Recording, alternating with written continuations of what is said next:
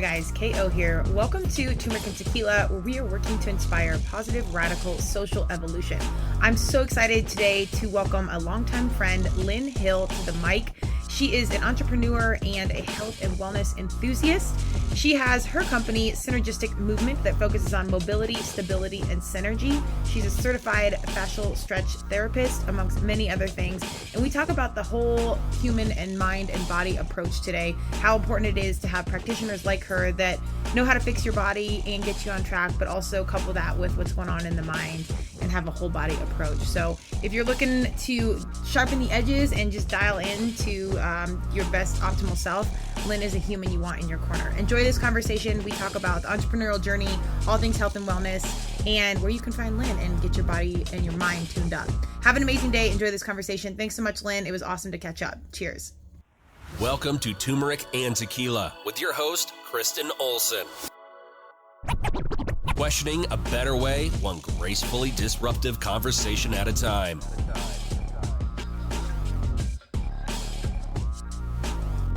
Welcome to Turmeric and Tequila. I am so excited today.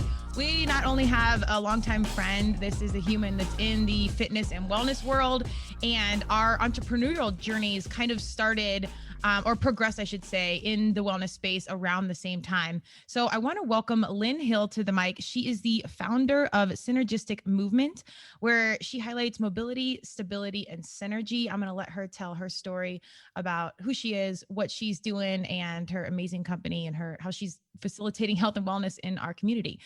So without further ado, Lin, welcome to Turmeric and Tequila. Thanks for having me, KO. It's great to be here.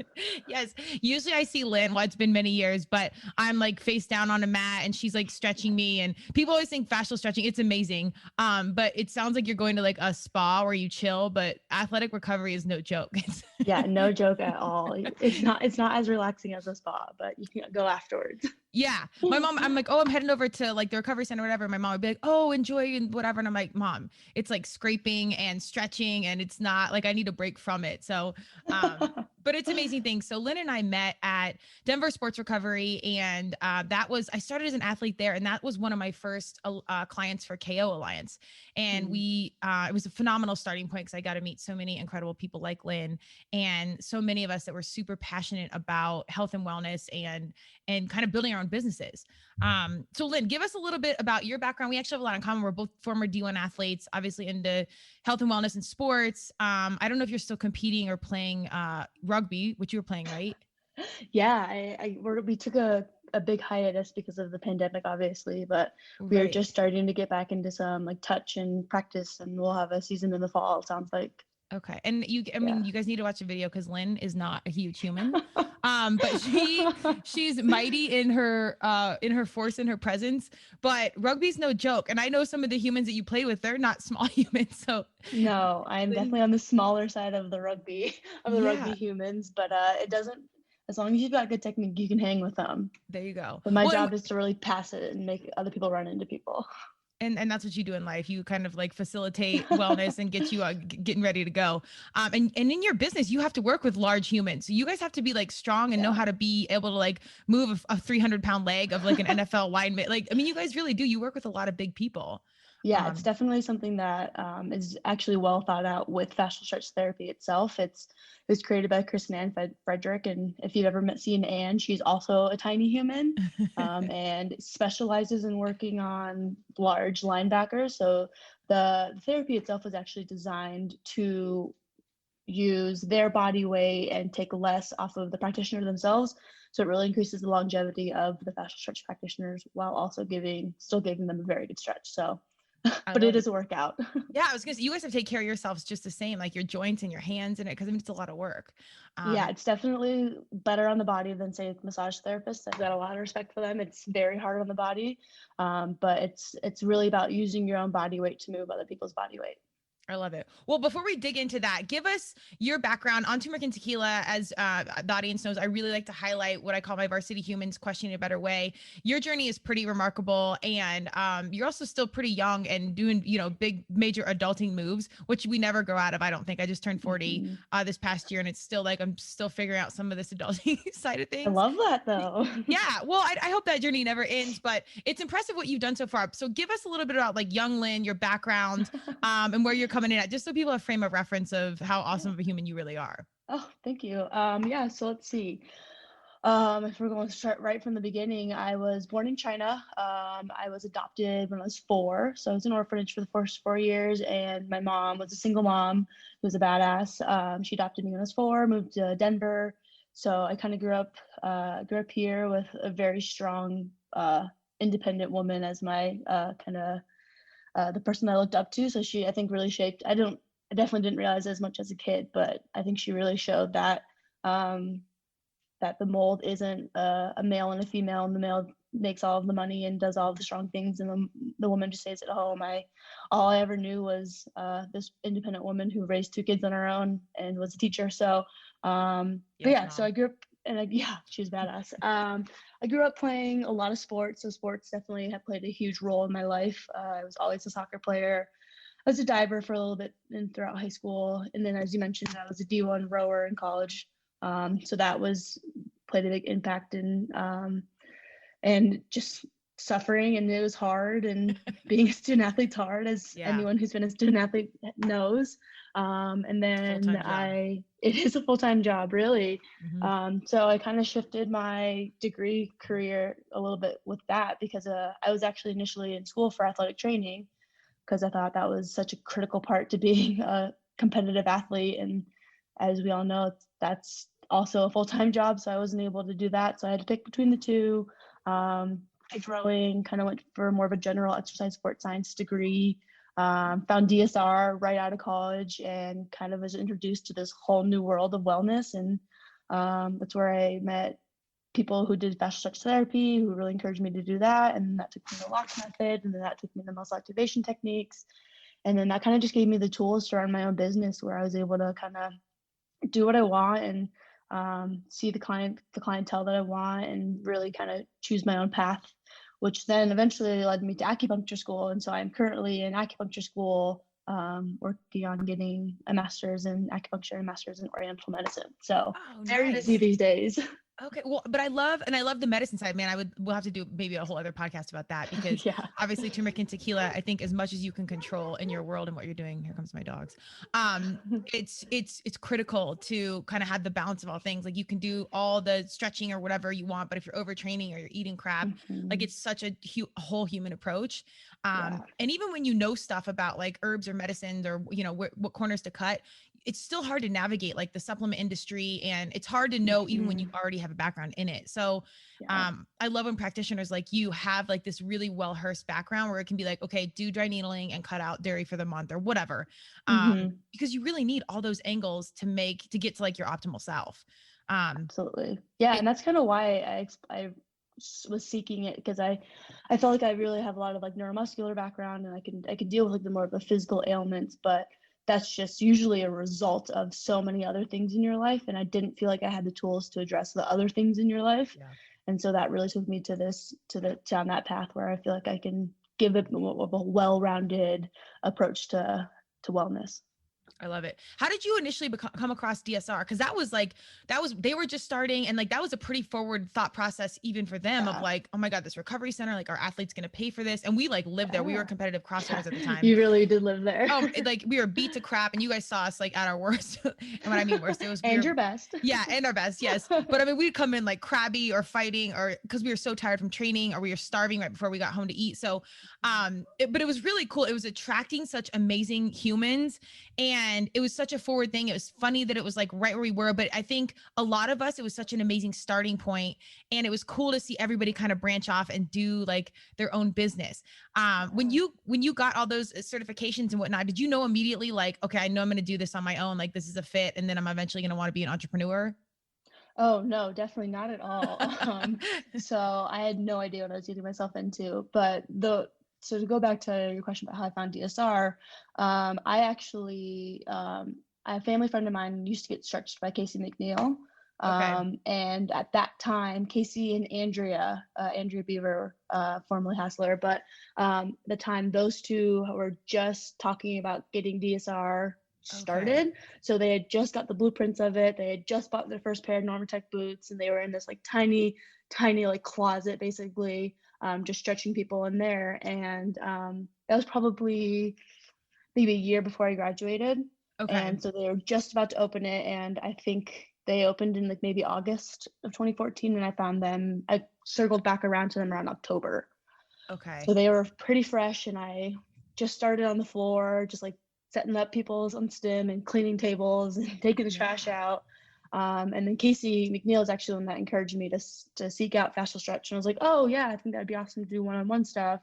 And I just kind of kept getting these opportunities to get certified. And then the opportunity to run my own business kind of fell into my lap as well. Matt Lloyd, he is an owner over at Mountain Strong CrossFit and Climbing. They were like, oh, we're going to gut out the office and wrench it out to somebody. Do you know anybody that would want to rent the space? And I was like, well, I guess I kind of would. And then a month later, I made a website and started my own business. So it all kind of fell into my lap. Well, I think when you show up, you are a good person, you have good energy, and you're intentional in life. Like we can show up and do as many things as we want, as we can, the correct way, with air quotes. But really, just like you said, like you happen to run a DSR, kind of like I did. Then, Matt, who's also a rad dude, has this opportunity. Like, I think if you're just continuously showing up and you are a good person, like those things, the path will reveal itself. Totally. Even though we try to be, type A and we're going to plan it, here's how it's going to be done. Usually universe is like, okay. And here's we how had a different plan. Yeah. Exactly. So, and I got to catch up with it. I know Mountain Strong is an incredible facility and everything they have going on. But tell us a little bit about what fascial stretching is and why it's important for everyone. I think being an athlete, we're privy to so many like trend setting, like forward thinking, human optimization type stuff. But really, I've loved seeing some of these things go mainstream because everybody needs it. And us taking charge of our health and wellness is so critical, especially when you see what healthcare costs and blah, blah, blah. But tell us a little bit about it and why it's a good thing for anyone.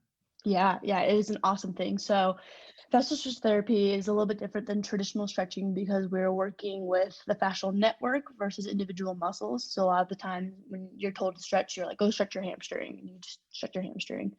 But you can actually get a lot more done with less when you attack more of the fascial network. So the fascial network is connective tissue that connects your entire body, muscles from top to bottom. I like to kind of use the analogy of like a sausage. So, the meat inside are your individual muscles, and that plastic casing is your fascia. So it connects and gives structure to the whole body. So fascial stretch therapy uses that network to give you a really deep stretch. The biggest thing that it also adds in is traction. So it's kind of creating that little bit of space within the joint capsule that allows you to just get more space in the body, which we always need because we're a very compressive society. We're always sitting, standing, whatever that may be, and we're creating compression in the joints. So that gives us a space within the joint, and that also allows us to get a bit of a deeper stretch that's a little bit more comfortable because we're getting actual space rather than just creating more compression. So it's super awesome. It can be helpful from head to toe. There's a stretch for everything, and you get off the table feeling a couple inches taller. Yeah, we used to do them. I think it's been a minute since I've been good about all full body care. We're getting back into it slowly because I'm getting back into CrossFit-ish. Not competing, but just lifestyle type stuff.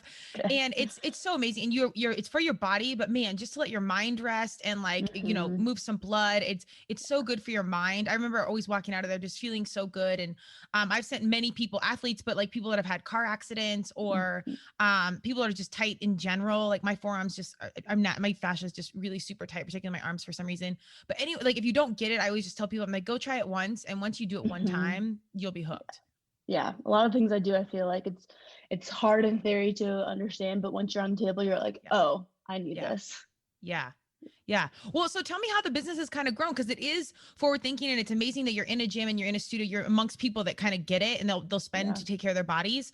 But how has it been like kind of educating the community around you about what you're doing? It's been great. It's great. I think it's interesting because I get a lot of people that are actually in the medical industry themselves. So whether they're doctors, nurses, they're very strictly Western, and it's interesting to be able to help educate them as well. And that's the demographic that I'm always shocked about. They're like, oh wow, this is really cool. I want to learn more about it, because I like initially I'm like, well, I figured that this is something you already know. But it's been really awesome. It's a great impact. I really like to educate clients, because I'm not one that's like, you need to come back twice a week for the next 6 months, because it's the only way you're going to get better. I really love to put the onus on the clients and give them the tools that they need to maintain their own care and their own wellness. Because I think that's the only way you're going to be successful. Like, you can come see me for an hour one day and this week, but you got so many other hours where you're moving and functioning on your own. You need to be able to have the tools and the techniques to help yourself. And then I can just kind of give you the extra push that you need when you're feeling a little bit more stuck or you're not really sure where to start. So it's really, I feel like I hope it's empowering for my clients to be able to take on their wellness a little bit more and spark their interest in taking care of themselves more. I love that. I think that's a really important approach, because at the end of the day, it is your business, it's your livelihood. However, you don't need to, coerce clients or whatever to coming all the time saying, well, you need to do it twice a week for $80 a session, what have you. Like, it just feels so salesy and transactional in our healthcare system in general. It's really nice to find humans that actually care about you. And if you ever come out of like a surgery or whatever, like training and just kind of like feeling optimal is one thing. But if you ever come off like a major surgery, I tore my ACL in 2001, and there's still things residuals I'm dealing with around that, that like taking care of your body for the long term is huge. And if you're just like a product in the medical game, it sucks. Like, you can't get back to getting healthy. So you really need good humans like Lin in your corner guiding that recovery process, because you just don't know everything. Like, as you said, doctors don't even know some of these things.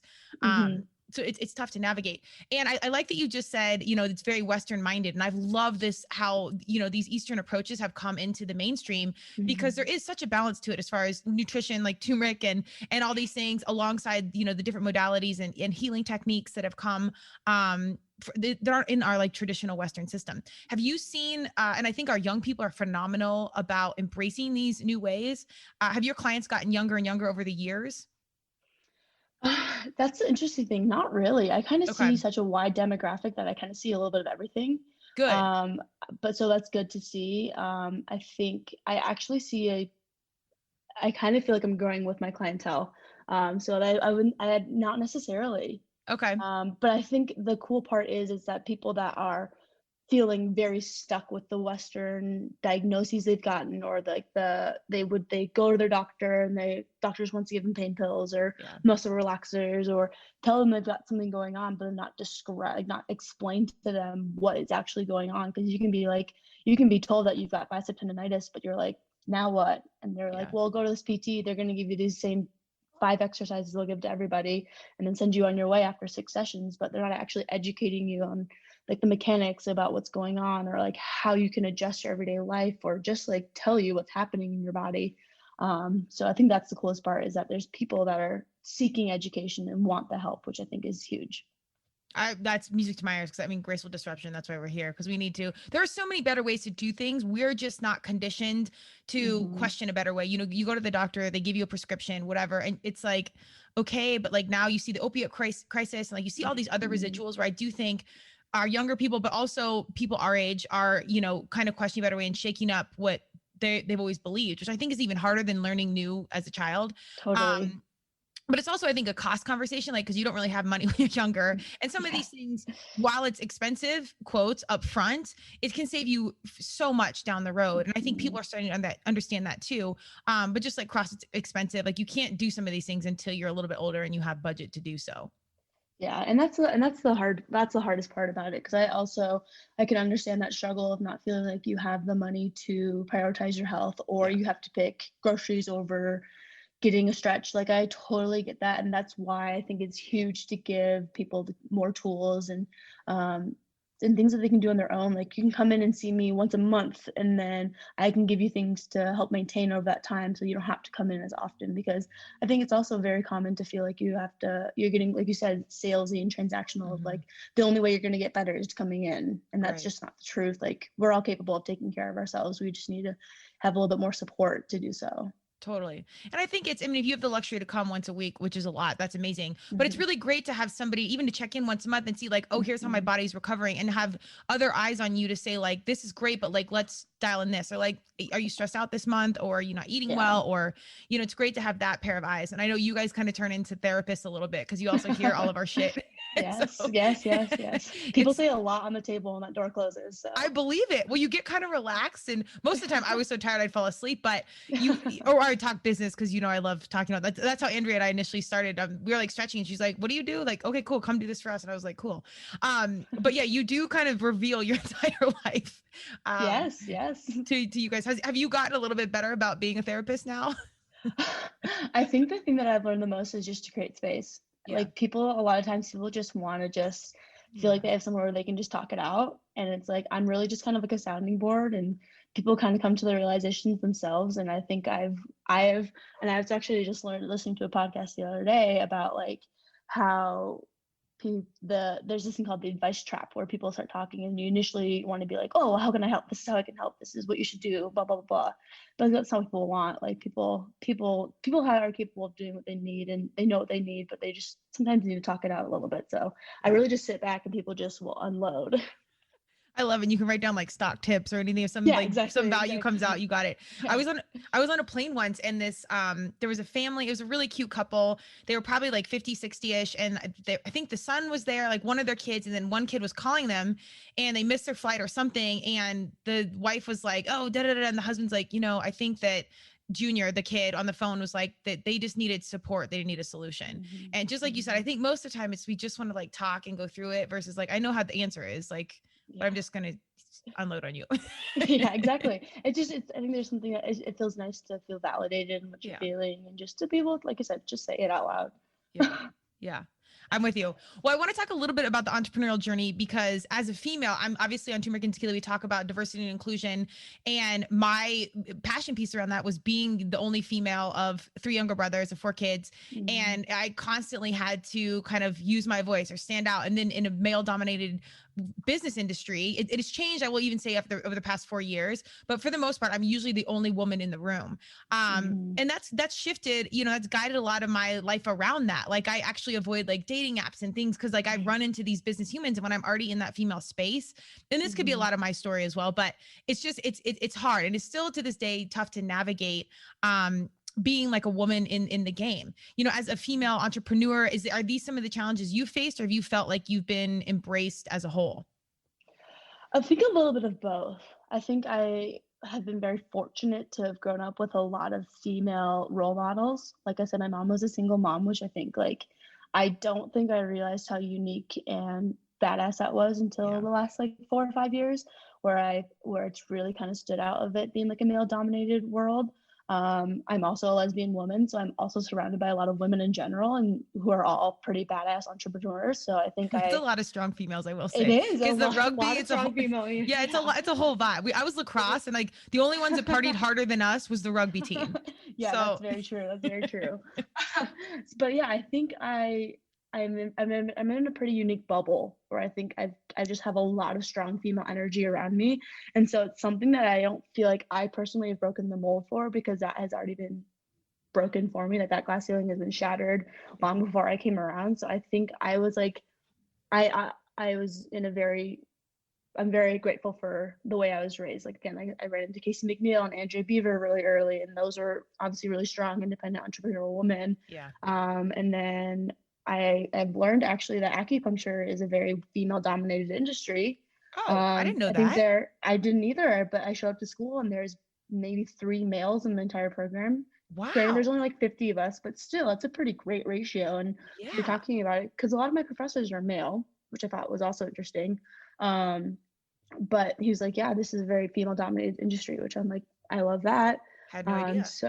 I think it's something that for me, it's kind of been like, oh no, duh, female women can be strong and independent and run their own businesses. I think I have a very unique situation where that's all I've really known. Yeah. So it's Yeah. like, that's of course what I'm going to do. But there are obviously situations where I am the only female in the room. And I'm also often there are not many LGBTQ like advocates there in the industry as well, and But I think you always walk into a room, and if there's a man there, people are always going to be looking to them. But I have never had a problem with speaking up and having a strong voice. So that's what put me into the rowing team. That's what put me on the rugby team. So it's like, I think it was a perfect storm of get out of my way. I'm here to do what I want to do.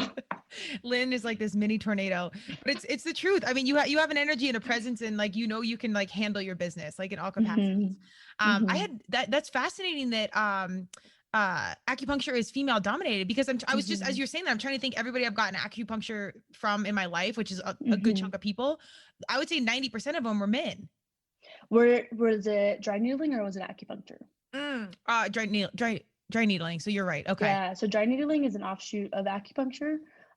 So physical therapists and chiropractors and people who have a doctorate can get certified in dry needling. Okay. So so it's a little bit different than acupuncture itself. So the more like whole body approach is more acupuncture, and dry needling is like a very small offshoot of acupuncture. So there you go. That's probably it.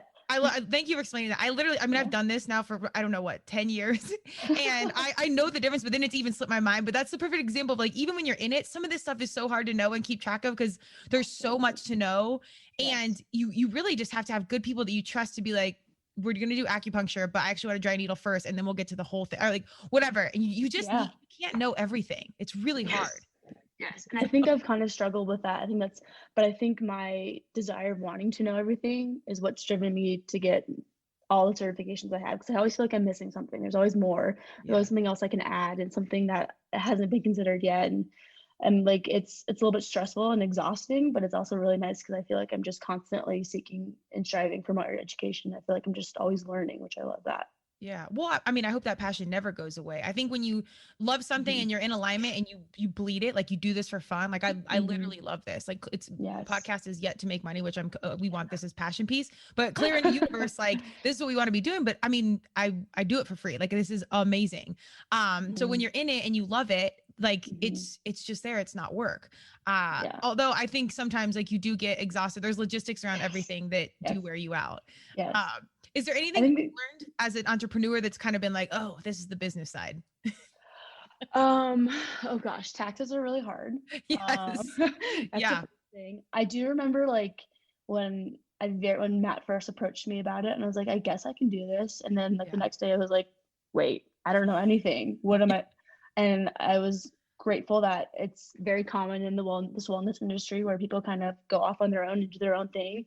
So I had a lot of really awesome people that I could reach out to and be like, what do you think I should, like, what things do I need to do? Like Andrea was big in that. Derek McBride, who also graduated from SWAC, which is where I'm at, was a big help in that. And Missy Albrecht, she does Invincible.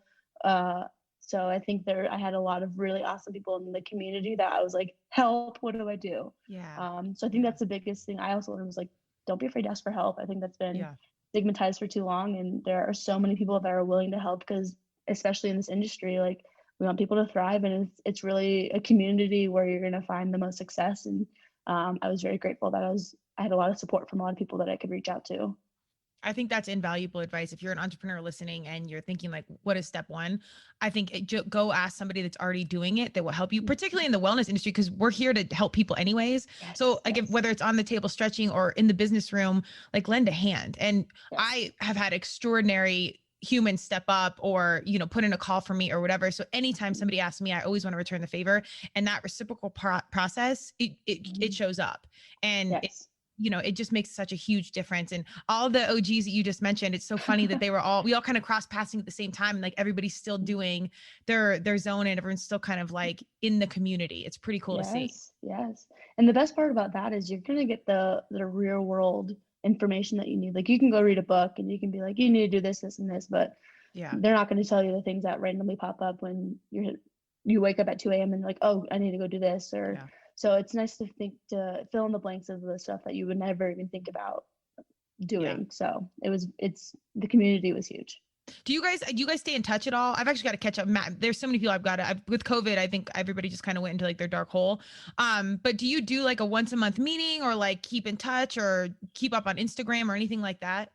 Yeah, I'm actually not great at keeping in touch with people. It's something that I have a friend that's really good at it, and it's very admirable, and it's something that I'm like, oh, I'm going to do that. And of course I never do.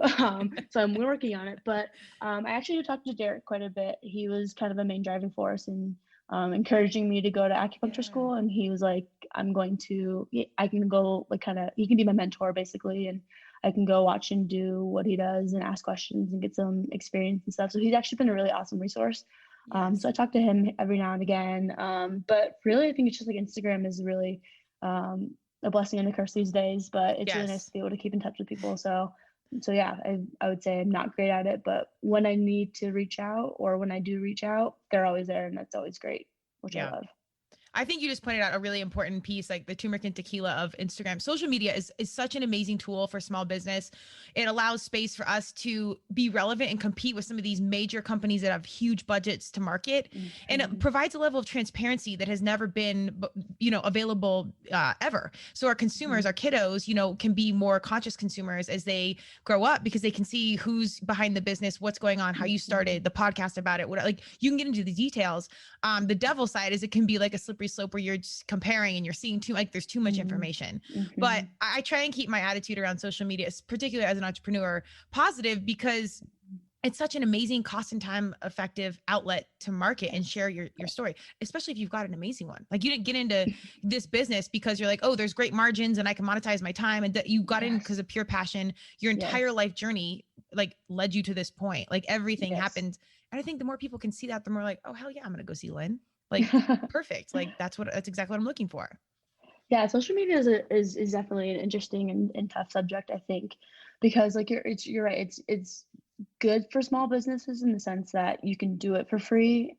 It's hard because you have to do it for free. It's a time suck. It's hard. There's all these tips I don't really know about, and I'm I go through phases where I'm like, oh, this is great. Like, I can really push this, and sometimes I'm just like, I don't know what I'm supposed to talk about today. So it's been a battle that I've kind of stepped away from, which is kind of nice. And I will post when I feel like I need to. I've been very fortunate. My girlfriend is starting her own photography business.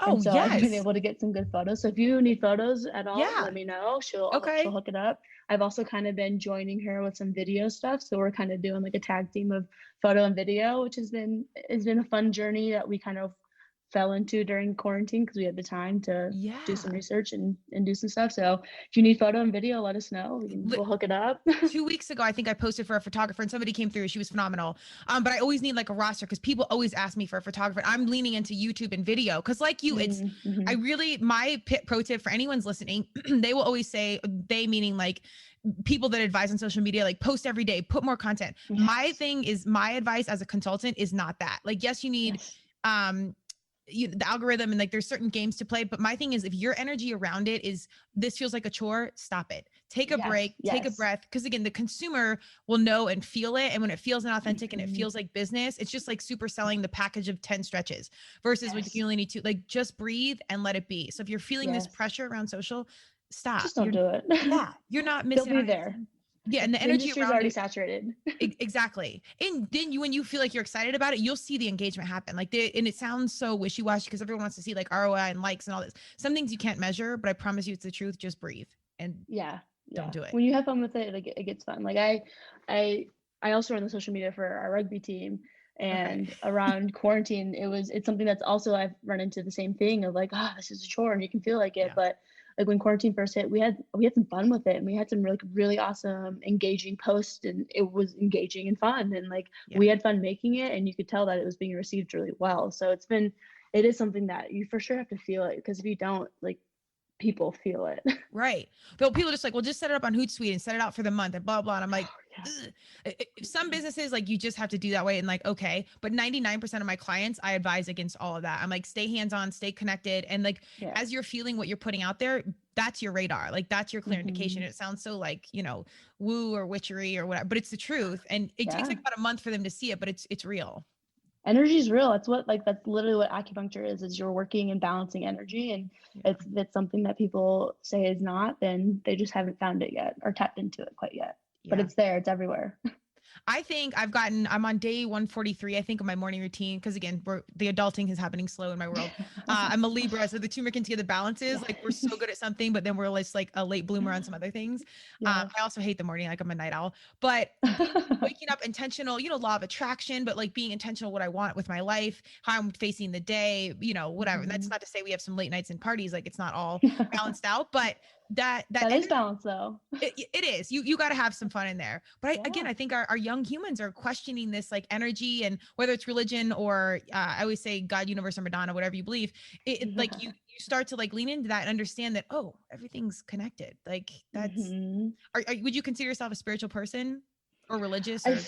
I think I'm becoming more spiritual. I think for a very long time I was very scientific and very logical, and like it was pretty black and white. And I think my journey of just like finding myself and this medicine, and I think Becky's been a huge part of it, of just like opening up your mind to like, you got to kind of honor what you're feeling because it's there for a reason. And I think that there is energy out there that if you just kind of sit back for a second, it's there. So I'm definitely becoming more spiritual for sure.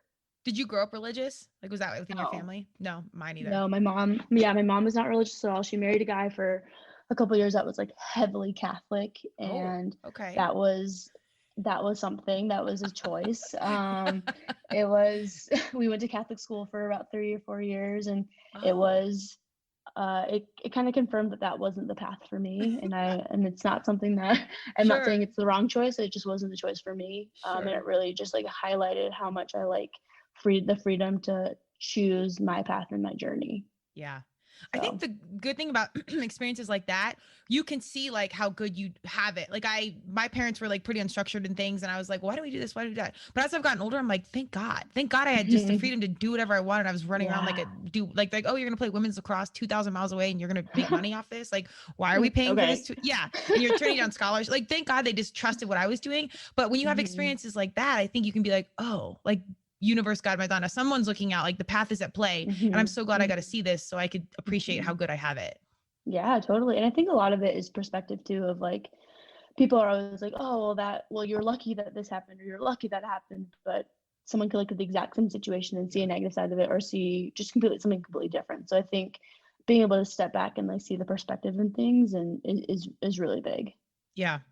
Well, when you're working with humans, I mean, you're like grown up Lynn. I don't want to sound like a mom, but I'm like, oh yes, I'm so proud of her. Like, because we've grown up over the past 5 years. Yes. And I don't think we're even that close in age, but I mean, everybody that kind of, I feel like the culmination when like all the people you just listed, we crossed paths. Like, I think everybody was starting to like grow up and do their own thing at that point, regardless of where we're at, like literally in age. But it's cool to see how, if you're in, because a lot of doctors and like wellness humans are like science-based, because that's where the passion starts and that's what your work is and your modalities and everything. But it's been really cool to see like the mind transfer and evolve from that, because you do start to learn, even if you're very scientific. I have many doctor friends that are still not about spirituality, whatever. And I'm like, you don't think it makes sense around energy, but you see this slow transition of like how it's all connected and how you can know the science, but the heart and the mind are leading so much. Like it's remarkable. It drives everything. And again, I keep bringing up acupuncture, but it's because I'm in the middle of it. But in Chinese medicine, they call the spirit your Shen. And in Chinese medicine, Shen precedes Chi's energy, and Chi precedes form. So like form and physical and whatever we're feeling and seeing and happening is a result of energy, which is a result of the spirit. So it's like in Chinese medicine, even it is like the pinnacle of everything, and it's what drives everything. And I think it's really hard to not believe that emotions don't drive things, and you don't hold it and you don't perceive it and manifest it in different ways. I think it's 100% in everybody. It's just about how much you want to recognize that's what's driving it. Yeah. That intuition has been something I've really learned to. I've always kind of been spiritual in some capacity, or just believe in something bigger and like trusting your gut. Like anytime, any business decision where I've been like, I don't know about this, has always been right. And I've certainly had to learn the hard way a few times of like, girl, bye, you knew this from the get-go. This was a trash situation and now we're in it, so we're gonna fix it. But like, we knew. And leaning into that intuition, it's hard, but as you get older, you're like, oh nope, we know this, we've run this lap and we're gonna back away. Have you had some of those experiences as an entrepreneur thus far where you're like, this doesn't feel right? Yes, I think so. I can't it's hard because it's like, and I was actually talking to someone the other day about like these pivotal moments in your life of like you were going to do something, but for some reason you went a different course. And I think even just and kind of on the flip side of that, just kind of starting this thing, I was like, I shouldn't do this. This is not a smart decision. Like, I know nothing. I've got no backing on this. I don't have enough money to support myself, but I was like, I'm going to do it. And so I think it's kind of the flip side of that, of like, everything kind of on paper said no, but my gut was like, just go for it. And here I am. So I think it kind of goes both ways of, because you just really do have to trust yourself, because you really do know, you already, like we said, you know what you're capable of, you know what you can do, you know what you have, you just have to decide if you want to listen to it or not. Yeah. Well, and your ego always wants to keep you safe. So it's like that downplay. And this is a couple good like law of attraction books that I've read. And once you like unpack it, things make sense. And you understand when it's like your intuition's like, this probably isn't like, cause not everybody's an ideal client. You learn when to walk away. And it's like, even though they're paying you money, once you get to a point, you're like, this isn't going to be mutually beneficial. And like, it's not going to be a fit. So you can feel that intuition versus like, I'm just unsure or I'm scared. Like totally. There's different gauges. But I think that awareness of really pulling it back and being like, but this still feels like it's within alignment. Like I still want to do this. And that's usually enough. Yeah. And I think a huge part of it is identifying what emotion you're feeling. Because I think the big ones are stress and anxiety. And you're like, well, is this really stress and anxiety, or is this fear, or is this like, what am I really feeling? And then I'm just trying to mask it as just generalized anxiety. So I think that's also a huge part of it, of like really tapping into yourself and being like, what is actually at the root of this uneasy feeling? Yeah. I think that helps a lot too. Does this come up in some of your sessions? Because it's so physical, but I could see people coming in and being like, well, here's what it is. And you're like, well, time out. This is probably more around fear and anxiety versus like your leg is sore or whatever. Like, does that start to cross over into the physical appointment? Totally. And that's how people just start to unload. You'll start to be talking about things, and then someone will just say something and be like, well, let's go into that a little bit more. Like, what is this? And I think also people just store emotions. I think I've had some interesting situations where you release something and then the floodgates open. And like I was working on a gentleman one time, and he had a lot of shoulder pain and it's been going on for like 6 months and nothing's really been helping it. And we released something and he just started crying. Yeah. And he was like, I am so sorry. I'm like, no, I don't apologize. Like, let it out. And he goes, my mom died about 6 months ago, and I don't think I've really been dealing with it. So it's like those kinds of things happen too, of like, you just have to choose to decide that you're ready, or decide that you can start to work through those emotions, because sometimes you're just not ready, and your body will hold it until you are. Well, you don't really know how to deal with that. I've been on a massage table, I think it was like 2 years ago, or maybe a little bit longer, but like, again, in health and wellness, have been to recovery centers and stretch, like have done it all at this point.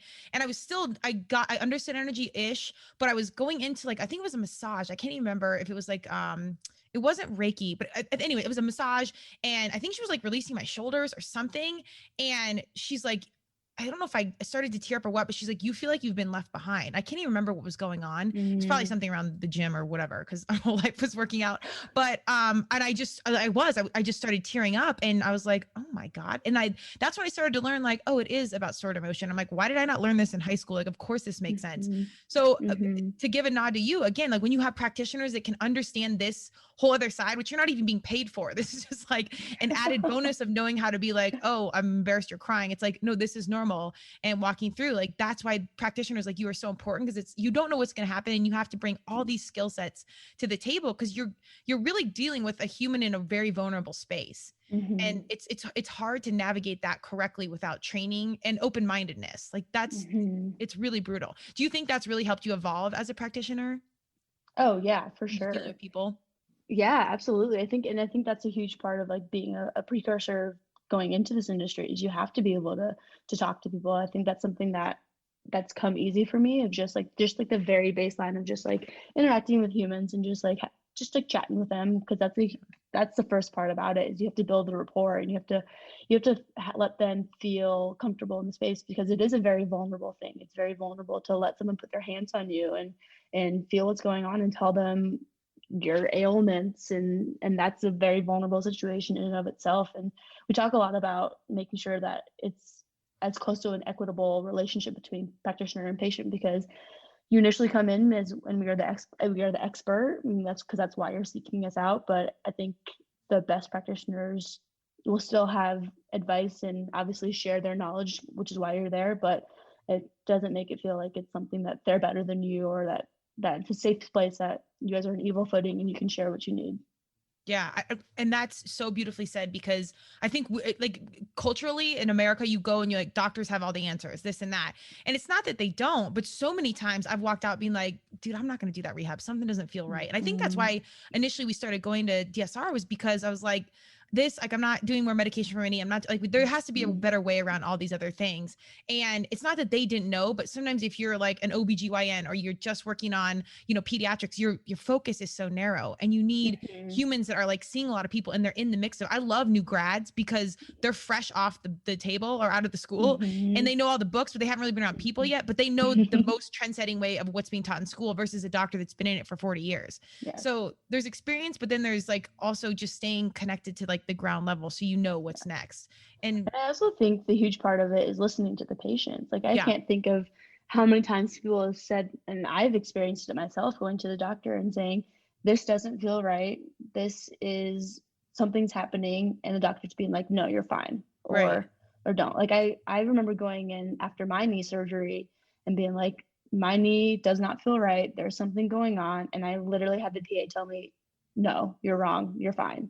And I burst into tears. I was like, not being heard is so huge in the Western medical world. And then just having someone be like, I understand, I hear you, we're going to work and see what's going on. Because if you don't feel like something's right, something's probably not right. Yeah. So we'll search for it and we'll figure out what's happening, rather than just saying, no, it's not.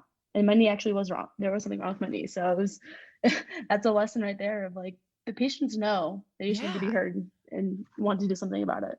Well, you don't know, but again, it's kind of back to that intuition. Like, something's not right. And obviously you're not a doctor and you're not qualified the way they are, the way you are, but nobody knows your body like you. And that's where that conscious consumer conversation kicks back in. And I actually hear this a lot with my friends, particularly women of color, where they go in and they're pregnant or whatever, and they're saying this is going on. And it's whatever the ailments are, they're ignored and they're not heard. And it's, I don't know if it's predominantly a white situation or whatever, but this happens all the time. And these are really serious scenarios. So I think that's, again, like having people like you, open-minded representation on several levels, and setting the bar, like you are further breaking those glass ceilings, but more importantly, you can connect with people and streamline the recovery process and actually get them better. Yes, absolutely. And that's the thing that I don't think is highlighted enough, is it's about getting them better. Yeah. Like it's not about the money.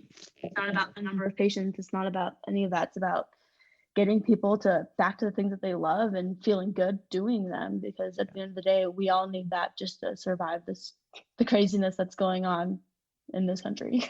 And Totally. world, so yeah, there's so much, but the personal wealth and or personal health, which your health is your wealth, is such a big deal, because if you can get your body and your mind right, I think everything else, like the ripple effect of everything else in your universe, will be positively impacted. So absolutely, it's worth it for all the self-care and everything else that you really should be doing.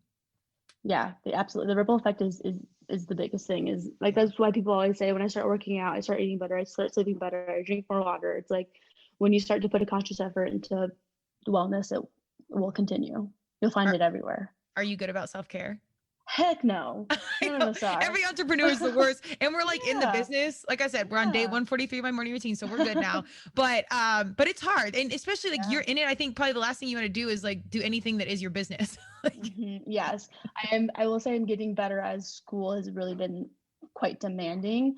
I've been better at like stepping away and just like taking time doing nothing. I think that's huge. Of like, good. Sometimes because like wellness is a lot of eating well and stretching and moving and all that stuff, but it's also like just kind of sitting back and like decreasing your stimulus and just kind of being with yourself and just like being okay doing nothing for a little bit, I think is a huge part. So I do a good job. I'm doing a better job of that, but I also just will throw myself into rugby after not playing for 6 months and pull my groin. But don't do that. I don't recommend that. But I do some stuff for my self-care, but I obviously could be better. Well, I think we all can be. And it's so fun. It's just like you see the doctors and then they go and eat like Cheetos and it's like, well, aren't you in the health field? Like we're all still human at the end of the day. And you guys have to show up and carry the weight of all your patients. So like all, all their emotional, all their physical. So then by the time you get done to your shit, it's like, I'm tired.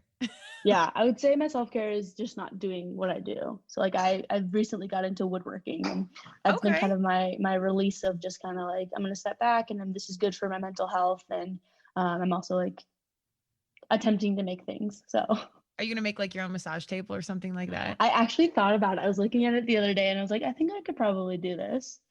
That's awesome. So You could do like a whole, TBD. yeah, you could do like a whole custom like line. I love seeing how people's worlds. I actually just started designing these jean jackets for Turmeric and Tequila that I'm really excited about. They're going to be like Black Lives Matter jackets, and they're coming out. They're awesome. But I love seeing how like passions and like how complicated and beautiful humans are. Cause like our passions can coexist when it's two things like Turmeric and Tequila that don't fit, and all of a sudden it collides and you're building like a custom woodworking massage where it's like woodwork and I do, medical therapies, and now we're going to blend them. Yeah, I did make a cabinet for all of Becky's camera stuff. So okay, that's huge.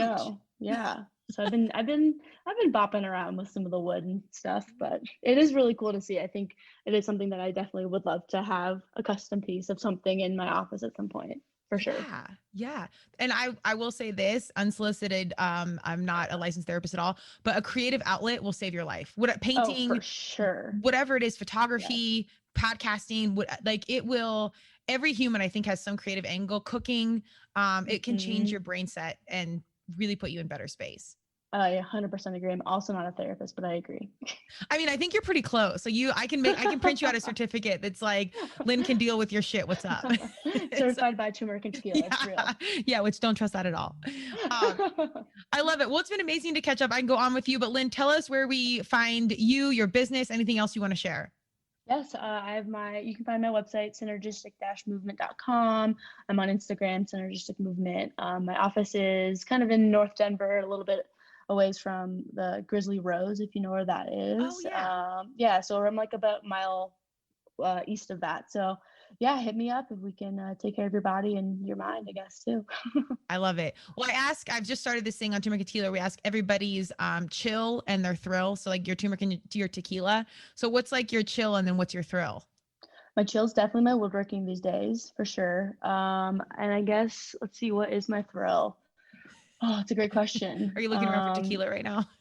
Yes, I am. We're gonna take a shot. I think rugby really is my thrill because it's really hard, but it's also like you said, rugby likes to party. So yeah, I'd say that's my thrill. Yeah, you guys are like your own community. It's really actually cool. It reminds me of like my college days. Insane. It's so cool. You will. I guarantee you meet one person, you can connect them back to the rugby community. Yeah, I love it. Well, it's been amazing. Let's definitely catch up again soon. I wish you so much luck with the business, and I'll definitely have to come. My elbow's been killing me, so I got to come see probably all of you guys. Yeah. Yes. Yeah, hit us all up. We'll take care of you. I love it. Well, I appreciate the time and energy. Like I said, we'll wrap soon. All right. Thanks. Good talk to you, Gail. Thank you for joining Turmeric and Tequila with your host, Kristen Olson. Tune in next time, and don't forget to subscribe on Apple, Google Podcasts, Spotify, or wherever you listen.